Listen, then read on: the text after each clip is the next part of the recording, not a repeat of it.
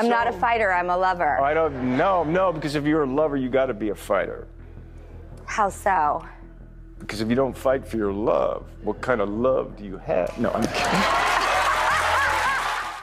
In the quiet outskirts of Santa Monica, Los Angeles, around mid-noon, Keanu Reeves went in disguise to do what no celebrity had ever done before. It was a risky decision, but according to Reeves, it was what had to be done. This moment caused a global uproar when it went viral, and for so many odd reasons. Is this the chair that Keanu Reeves sat in? It is. When he said, if you're not going to fight for your love, what kind of love do you have? Is this the chair? It's the very chair. Oh my God. This one deed that stunned the media and thrilled the public was his sudden reunion with a friend in a way that no one had expected. Many times people, especially celebrities, tend to forget their roots. They dread even the thought of who they used to be and the people they used to be with before they rose to stardom, forgetting that perhaps without that unglamorous beginning, they would not be where they are today. This is why it was quite shocking and heartbreaking when Reeves did the absolute unexpected by digging into his past to find just one person who had been a major part of his life and played a role in motivating his dream from when they were at a young age.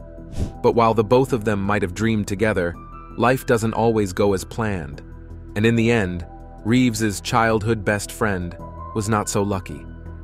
Growing up, life had stirred the wind of fate differently for both of them, and in the long run, their paths got separated. Decades later, Reeves' childhood friend would only get to see his best friend with whom he used to play silly games and run around on the big screen. Keanu Reeves was no longer the young boy he knew. He was now out of reach and perhaps had forgotten he ever existed. Even with the hurt of losing a friend, Reeves's childhood friend was happy that at least one of them made a name for himself. In a small town that had little to offer and an unstable family background, the two did not have easy lives growing up. Before Reeves became a star actor, he used to be a simple young boy in Toronto who dreamed big of a bright future with his only childhood friend. The friendship between Keanu Reeves and Alex Chen was forged on the vibrant streets of Toronto's Chinatown. Growing up, they shared a love for adventure, comic books, and dreams of making a name for themselves. Their families, though from different cultural backgrounds, became close friends as often as not over dinner and nights full of laughter. When they were kids, Keanu and Alex spent hours navigating the city alleys while pretending to be action heroes. Their friendship deepened through many challenges during adolescence, but life doesn't always go as planned. While Keanu Reeves dropped out of high school at 17, Alex Chen continued his studies, but this drastic change caused a strain in their relationship. In no time, Reeves obtained a green card through his American stepfather and moved with his family to Los Angeles 3 years later, leaving behind his only friend. The distance strained their friendship, and though they promised to keep in touch, letters, phone calls, and visits became less frequent as life took them down different paths. It was during this time that Reeves and his childhood friend said their goodbyes and never crossed paths ever since. Not until recently, but before then, Reeves and his childhood friend got immersed in life challenges and the pressures of fulfilling their dreams. Keanu went on to achieve his dream of becoming an actor, while Alex went to college and took the more conventional path of raising a family. They took different paths in life, but the memories of their friendship in childhood remained in their minds.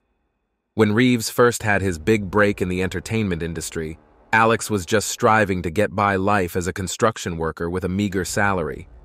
Though with little hope, he had moved to Los Angeles to seek greener pastures just like his friend, and maybe even meet up with Reeves, who he had since lost contact with.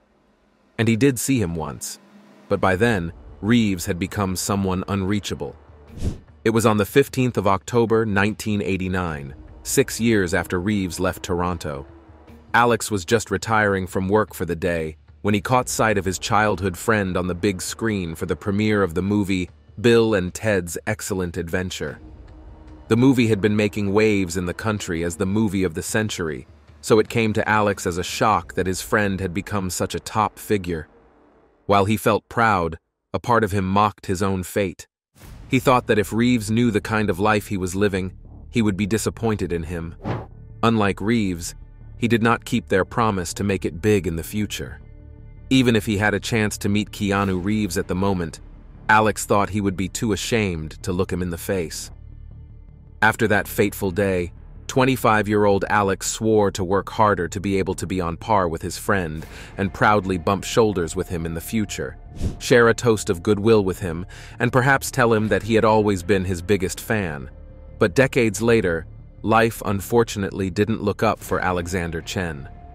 Meanwhile, Keanu Reeves continued making waves with his reputation as a global sensation in entertainment, especially after the release of the first chapter of the movie John Wick in 2014. By then, both Reeves and Alex were now in their 50s. Alex now had a family to cater for, a wife and 3 kids. For him, life was manageable but not quite comfortable, but he was still the same Alex Chen from Toronto who had made good memories with Reeves. Years continued to pass, and not for once did Alex and Reeves ever get to meet. Alex later revealed that despite not getting to see his friend, Reeves remained a big motivation to him. Little did he know that all that was soon about to change. Years passed, and the fame of Keanu Reeves grew. He was tagged humble and kind, but the glare of the spotlight made him yearn for the depths of human contact. The chaos was just too much, and his mind would often wander to Alex, wondering what his dear friend was doing. Reeves even later revealed that the fear that Alex was dead gnawed at him. Unbeknownst to Alex, while Reeves navigated through the hurdles of fame, memories of a forgotten past and their lost friendship haunted him perpetually. It was the memories of that one person who was the motivation behind his dream, his childhood best friend. But there was a problem. The truth was that Reeves had never for once forgotten Alex. Reeves had no idea where this friend of his was or what he would look like now. With the connections he had, Reeves had traced back to the town where they had grown up to look for him and searched through the nook and cranny of the internet, all to no avail. To make things even harder for Reeves, Alex had deliberately kept his distance, not because he did not miss his longtime friend, but because he was scared he would disappoint him. And though swaddled now in the glamour of Hollywood, Keanu admits his mind often flashed back to days when the biggest weight in life was deciding which game to play or what bike trail to take. The years that went by did nothing to blunt the memories. Sleepovers full of bouts of laughter, talking through the night, and sharing dreams. Success brought a glut of friends into Keanu's life, but none erased the deep bond he once shared with Alex. Determined thus to reconnect, Keanu tapped deep resources to find this most elusive of friends. He went deep into the internet, accessing social media sites and people finder databases. Representatives from his staff contacted mutual acquaintances from their hometown, asking about the whereabouts of Alex. Each lead was disappointing, it seemed. The more Keanu searched, the grimmer things looked. The not knowing bugged him, feeding the determination to find closure. Once, his search had turned up with a bit of luck. It was in 2019, on the evening of New Year Eve. While Reeves was navigating online forums in his hometown, a user's comment with a username that sounded much like their childhood nickname for one another, Toro_88, mildly stopped him in his tracks. Heart racing in anticipation, he began to write a private message, the question slowly coming into focus on his keyboard. "Is this Alex Chen? It's Keanu Reeves. Please respond as soon as you can." Sadly, weeks passed without any response. Keanu grew increasingly anxious over whether he had found his friend or chased just another ghost. Time went by and the search went on for many more years, but Reeves never got close to finding Alex Chen. But the years-long search was finally about to take a good turn. Not quite long ago, one of Reeves' sources reported that he had found someone with matching identification to that of his friend. According to the source, the person had the same name as Alex Chen and was also from Toronto. Keanu Reeves and his team wasted no time in tracking the house address of the person suspected to be his friend. The address was surprisingly in Los Angeles, coincidentally the same city in California Reeves had moved to when he was 17. One thing was peculiar about Reeves' visit, though. He had dressed up in disguise as a FedEx driver. With his reputation, all hell would break loose if he was spotted in the neighborhood.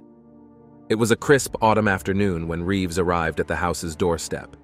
In an authentic FedEx uniform and cap and a gift package in hand, he knocked on the door, adopting the demeanor of a delivery driver.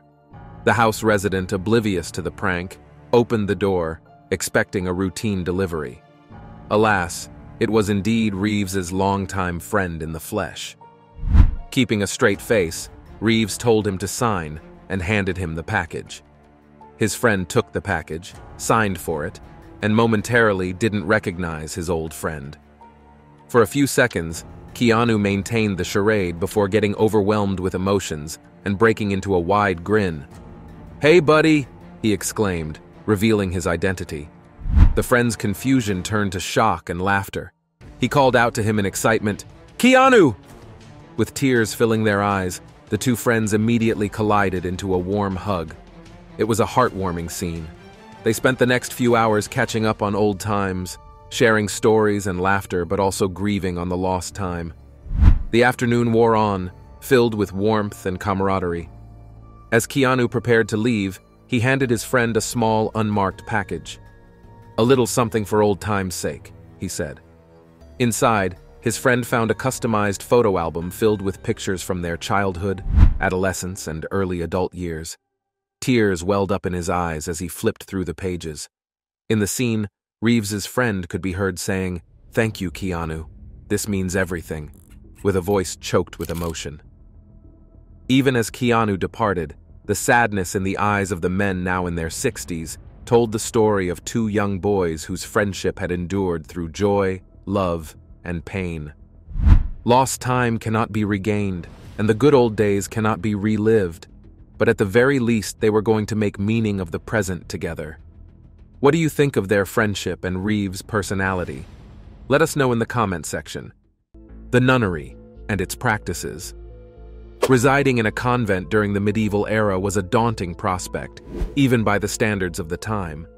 When I was younger, I would have never have seen myself as a nun, ever, ever, ever, ever. But what do you think drove women to embrace such a life of austerity and religious devotion? Shockingly, the motivations were often far from purely spiritual or rooted in a quest for divine closeness. It may be surprising to find out that monastic life symbolized liberation for many women. Reflecting on our progress as a society, it's crucial to recognize that women's choices were severely restricted back then.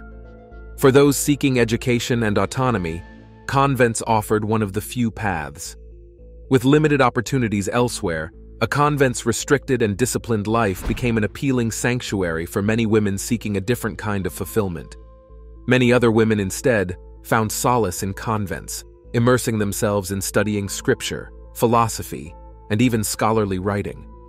For some, joining a convent was a strategic move to avoid forced marriages. Imagine being a noblewoman, considered ready for marriage and already promised to a man who is a stranger. You had been uprooted, sent to a distant land, never to see your home again.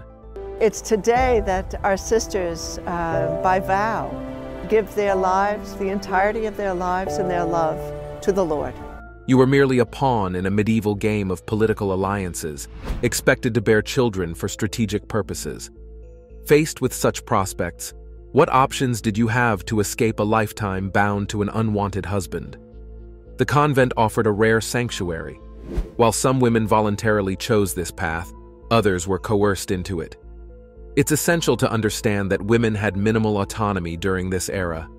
In many other instances, families used convents to discipline their daughters or sideline them for political or economic reasons. During family disputes, inheritance battles, or when a woman's behavior was deemed improper, convents were a convenient solution for removing troublesome female relatives. These austere institutions became a refuge for women who yearned for a space free from male scrutiny, where they could find sisterhood and solidarity. Within the secluded walls of these convents, women discovered a community where they could express themselves and contribute to something meaningful, forming a supportive and proud collective. Interestingly, convent support also came from aristocratic women who saw them as centers of power and influence. These women ensured a continuous flow of recruits, recognizing that convents could be well endowed with wealth, land, and gifts from benefactors. Regardless of their reasons for choosing a secluded life, their commitment was lifelong once women joined a convent. They adhered to strict vows of chastity, poverty, and obedience, with severe consequences for any transgressions. The practice of confining nuns was rigorously enforced after papal decrees mandated that convents be overseen by male priests and that nuns remain cloistered. This separation was intended to dedicate the nuns wholly to God, both physically and spiritually. We often think of dowries in the context of marriage, but entering a convent also requires a financial contribution. Asbestos has to be removed, and the brick exterior needs repairs. The Poor Clare nuns were told it would cost millions to bring this aging building up to code. Wealthier families would make substantial donations, offering land or estates to the church as a sign of their devotion and to secure their daughter's afterlife. Why such a requirement, you might ask? The answer lies in the significant role the church played in medieval society. These contributions were more than just money. They were tangible proofs of faith and piety, ensuring the convent could sustain its community and mission. But did you think that was the end of the sacrifices? Imagine a life where, upon joining a convent, a woman had to relinquish every personal possession and desire.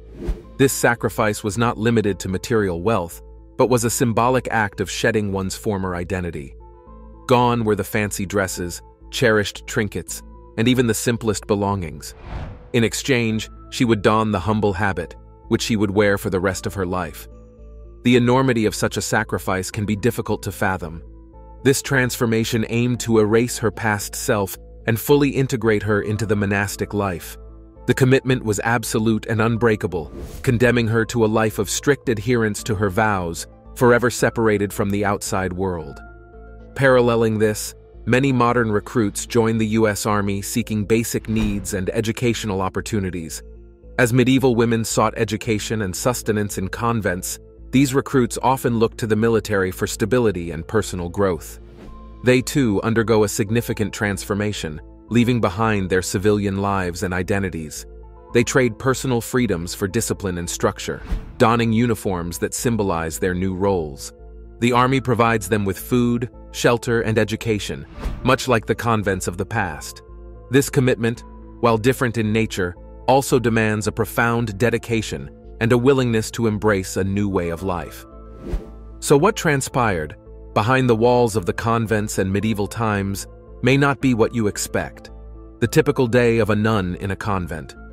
It might seem kind of crazy to be seeing a 24-year-old leaving the world and preparing to be living in a convent as a young adult. But love does crazy things, right? Life within a convent was anything but simple. The authorities were meticulous about who they accepted, ensuring candidates were neither too young nor too old. You may wonder about the psychology behind this careful selection. The answer lies in the demands of convent life, which require physical and mental resilience. Very young girls were deemed unsuitable, not yet mature enough to handle the rigorous discipline. Similarly, older women were often considered too frail to endure the ascetic lifestyle. Only young women in the prime of their health were admitted, ensuring they could meet the stringent demands of their new life. At the heart of the convent was the abbess, the highest-ranking official and spiritual mother to the nuns. Her role was pivotal, as she wielded considerable authority and was responsible for the convent's spiritual and material well-being. This included overseeing the convent's possessions, such as land and finances, and ensuring that the nuns adhered strictly to their vows. The convent was among the most rigorously run institutions of medieval times, with the abbess maintaining a strict regimen to uphold the community's spiritual integrity and operational stability. This role extended beyond overseeing a convent. The abbess held significant social prestige. Typically, women of noble descent or those with connections to influential and wealthy families within the church would ascend to this esteemed position. The path to becoming an abbess was often fraught with political intrigue, requiring support from powerful patrons. These positions were often filled through elections, making the endorsement of high-ranking church members crucial for success. The second in command, known as the prioress, played spiritual and administrative roles. Acting as the abbess's deputy, she held considerable authority over the nuns, ensuring that the strict rules of the convent were adhered to and administering discipline as necessary. She was responsible for managing work assignments and maintaining the smooth operation of the convent. While prioresses were not always of noble birth, they held significant power and were well connected within the religious community. Their appointments, too, could be influenced by political maneuvering both inside and outside the convent. The vast majority of nuns, however, did not rise to such high ranks. So, what was everyday life like for the typical nun in a medieval convent? Imagine starting your day with prayer in a dimly lit chapel, your eyes straining to see in the flickering candlelight. You're not there to see, though. You are there to chant psalms and hymns in Latin, your voice echoing off the cold stone walls. This repetitive, austere routine could weigh heavily on a person's mind, fostering a sense of isolation and monotony. Moreover, the constant penance and punishment used to reinforce monastic values might lead to feelings of guilt and unworthiness, creating a complex psychological landscape marked by humility and self-denial. Following these early morning prayers, the day's labor begins, encompassing a variety of tasks crucial to the convent's survival. Whether gardening, cooking, cleaning, or tending to livestock, the nuns depart from their work. Things like sewing, cooking, and making communion hosts.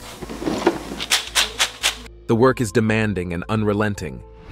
Picture the nuns, toiling in silence or muttering prayers, their hands calloused and rough from constant work, sweat trickling down as they plant, weed, and harvest. The physical exhaustion from these daily chores and a lack of personal fulfillment might lead to long-term physical strain and a muted sense of personal identity. These nuns had to suppress their natural human instincts, leading to a life of profound internal conflict and repression, making one ponder the true cost of their devotion and sacrifice. Feeding, milking, and caring for animals like chickens, goats, sheep, and cows became routine, yet the repetition and lack of personal fulfillment could foster a sense of drudgery and monotony. These nuns were deprived of culinary excitement by processing milk into butter and cheese, preparing simple meals from homegrown grains and vegetables, and rarely indulging in meat except on special occasions. Such a lifestyle, where physical labor was paramount, might have left them feeling physically exhausted and mentally unfulfilled. In addition, the sexual repression and physical toll of convent life were profound. Cleaning became a collective duty, with nuns scrubbing, washing, and maintaining communal areas without modern conveniences. Hand-washing garments, repairing wooden structures, fixing leaking roofs, and gathering firewood for cooking and heating were arduous tasks. Imagine the strain of chopping firewood during the harsh winter months. With limited male presence, these women took on maintenance and repair work, leading to a physically demanding lifestyle.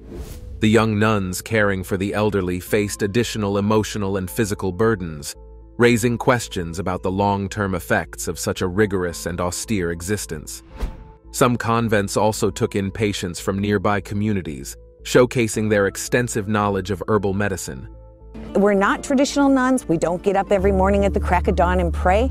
Our prayer goes into our work. Our prayer goes into the medicine making. Our prayer goes into the plant. The nuns diligently fed, bathed, and comforted the sick, using their herbal remedies to provide care.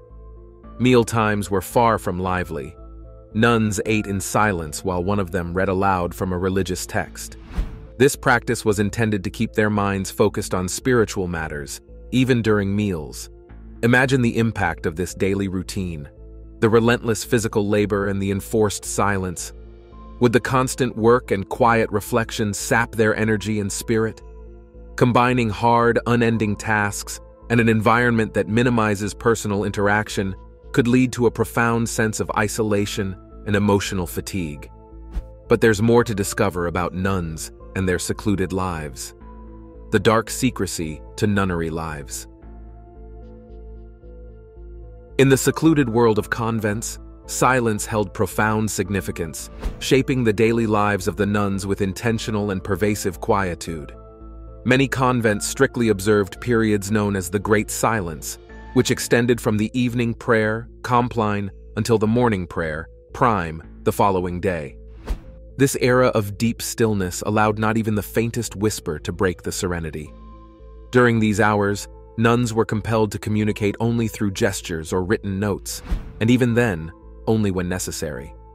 This practice of silence was not merely a rule, but a spiritual discipline that fostered introspection, contemplation, and a sense of communal devotion. Seclusion in convent life also encompassed the nuns' commitment to physical austerity as a spiritual purification. This week, Catholic bishops are meeting in Baltimore to discuss the priest sex abuse crisis in the American church and will vote on measures to hold themselves accountable. For many, self-mortification was a crucial aspect of their religious practice. This included fasting, wearing coarse hair shirts that irritated the skin, and even self-flagellation with whips. These harsh measures aimed to subdue bodily desires and bring the nuns closer to the divine, reflecting their deep yearning to emulate the suffering of Jesus Christ. The combination of silence and physical austerity created an environment of profound devotion and spiritual rigor, reinforcing the nuns' dedication to their faith and their separation from worldly life beyond the convent walls. Nighttime offered no relief for the nuns, unlike the rest of the populace, who would retire from their daily labors. As evening descended, the nuns gathered once more for the final prayer of the day, Compline. After this solemn ritual, they retreated to their austere quarters, small, sparsely furnished cells that provided minimal comfort. Their beds were often hard, sometimes consisting of straw mattresses on the floor, embodying their commitment to a life of asceticism, even in their moments of rest. Enveloped in the darkness and profound silence, the nuns' sleep was brief and austere as they embraced their life of self-denial, even in their dreams. This short rest period would soon end, as they were required to rise again after just a few hours to continue their rigorous routine. Each new day began similarly, reinforcing their dedication to a disciplined and devout existence, marked by continual prayer, work, and contemplation cycles. Now, things are about to get intriguing. Despite the diligent oversight of authorities, including the church, convents were not always the paragons of discipline and morality they aspired to be. Beneath the veneer of strict adherence to religious vows, various transgressions occurred behind the convent gates. The cloistered women, despite their dedication, often demonstrated their inherent humanity. These deviations started with minor infractions, such as nuns occasionally bending the rigid rules of their order. Over time, some nuns developed a pattern of rule-breaking, taking care to conceal their actions. Though largely hidden, their behavior highlighted the tension between their religious commitments' ideals and human nature's realities. In tracing the behaviors within convents, it becomes evident that the rule against owning valuables was one of the most frequently breached. The inherent human desire to possess beautiful things was strong even among medieval nuns, who found creative ways to bypass their vows of poverty. I was so confused. It was like this sister is doing these sexual things to me, and I thought she was married to God. Some would discreetly borrow fine clothing and jewelry, sometimes even lending and borrowing among themselves. Others took the riskier route of obtaining items from outsiders. In one notable instance, a convent in France made headlines because its nuns were accused of borrowing luxurious garments and trinkets from affluent patrons for their personal use. Similarly, the prohibition against keeping pets was another rule often ignored.